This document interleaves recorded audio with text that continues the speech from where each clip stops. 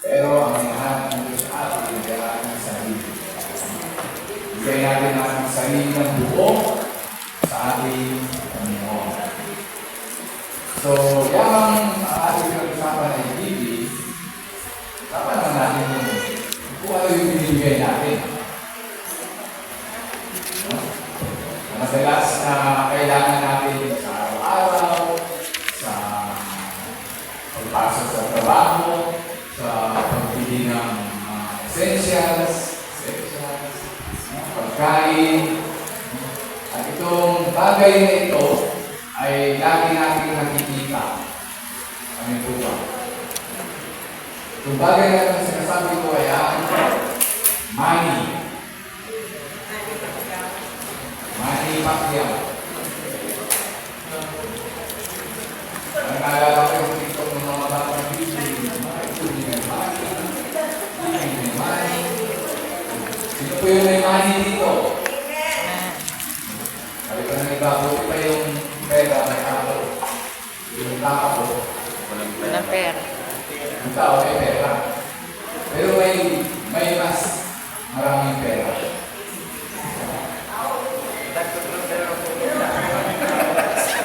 Tapos, sa kapitan, tapos, huwag na, akin na, huwag na tayo ng tayo. Alam mo na sa bagay. Naku, ang dami na pala.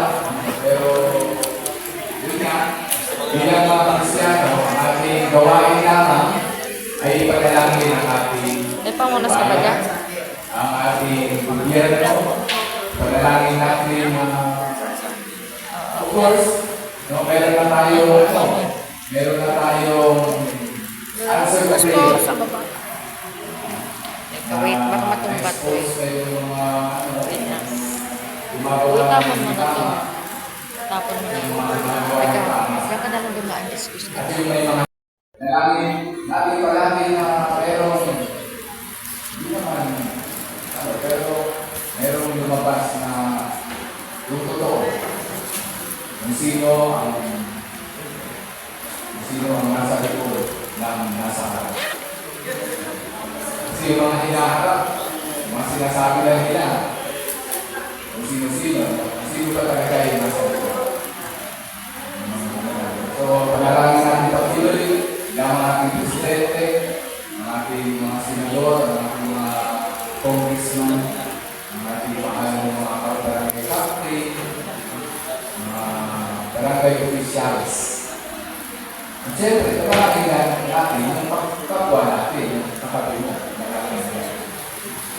So, money, you do not have to be poor to please. Kasi kapag wala ng bills, wala ng pambayad sa lalaki, doon na nag-pray. Kapag wala ng nag-i-ikaw sa buhay, doon na nag-pray. Pero nung marami pang pera, nakakalimutan ng pray. Kasi mayroon pang pang-bili. Pero pag wala na, doon makikita. So sinasabi lang nila, yung pagbiling ko daw sa Diyos, o yung mga tao daw ng biling sa Diyos, ito yung mga walang pera. Kasi malapit lang sa Diyos, kapag walang pera. So, you do not have to be poor to please God. This is very important to understand. Spirituality is not measured by either the abundance or lack of material goods. Nowhere in the Bible does God specifically condemn anyone for having money. Instead, He deals with your attitude. Mahirap ka, mayaman ka, ang importante yung attitude mo towards other people, especially towards God. Amen? Kasi merong mga poor na hindi kumikilala sa Panginoon. They don't tell God kung bakit sila naging poor. Bakit sila naghihirap. Di ba ko mag-serve kay Lord kasi Ang kaya nag-serve ako kay Lord, hirap na ako. Sometimes they don't then God because Buksan mo na. of their, Buksan, tapos na. ano, kahirapan. So the Bible does not say that money is the root of evil. It says the love of money is the root of all evil. So, ang pagmamahal daw sa salapi, o malipin ng salapi, yung mamahal sa salapi, yun yung nagiging dahilan. Or that is the root cause of all evil. Pero dahil sa kagustuhan mo, yumaman, nakikita naman natin yung mga consequences ng mga ginagawa dahil sa kasakiman, sa kapangyarihan, hindi lang sa kapangyarihan, kundi kasakiman sa pera, sa kayamanan, maraming nagihirap. So yun, dahil sa kagustuhan yumaman, nagnanakaw. So many godly Bible characters were wealthy. Nakikita natin yan, si Solomon, si Job, before and after siya sinubok. Sa meron na. Even the Lord Jesus Christ was accompanied by a group of wealthy women who provided for him materially. So, kahit dito sa Bible nakikita natin, hindi lamang yung mga tourist of the world. Hindi meron din mga mayayaman. Dahil sa Diyos, di ba? Yaman sa salapi. At what point does money interfere with my relationship with God? Will you trust money rather than trusting in God?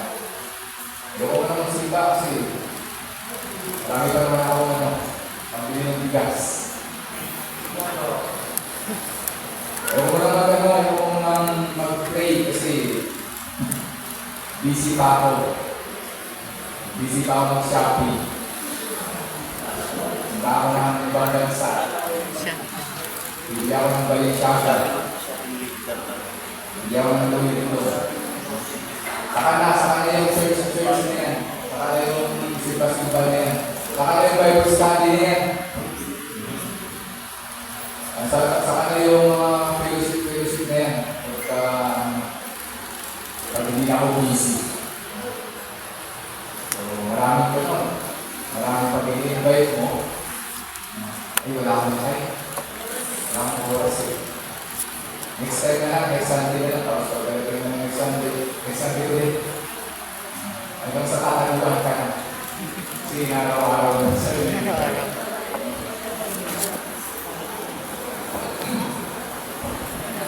So, will you trust in money rather than trusting in God? Will your affections are set on your earthly possessions instead of your heavenly possessions? Yun. When your objective in life becomes earn as much money as possible, and when you think that you provide for your own need instead of God providing for you. Nagtitiwala ka sa sarili mo. Nagtrabaho ka na ako. Pinuprovide ko naman yung pangangailangan ng pamilya ko. Bakit ko naman kailangan ng konsumo?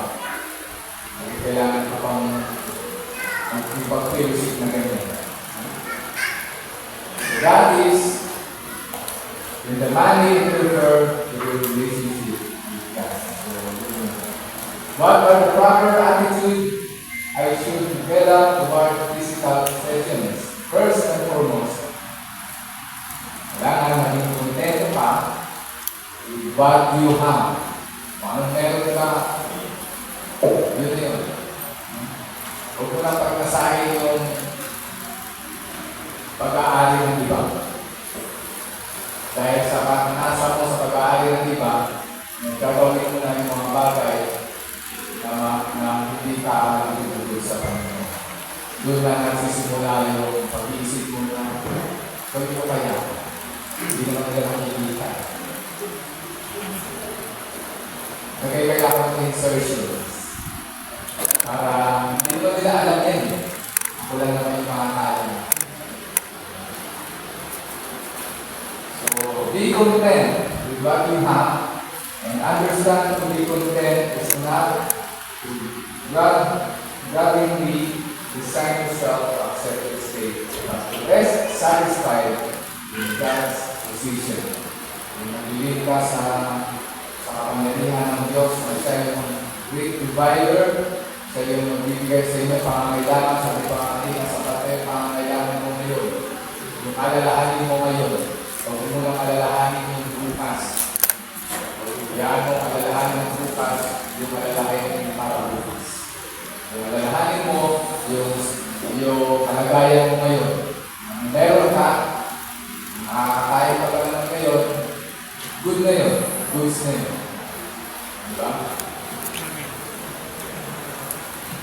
Ang importante, yung relationship ko sa kay Lord ay hindi mabaliw, hindi mawala. Ito yung pinaka-importante sa iyo. So, we are to be content with our possessions. Kita natin yan sa Hebrews chapter 13 verse 5, verse 1. Cellphone. And then, 1 Timothy chapter 6 verse 8. Madrid. We are to be content in whatever state we find ourselves.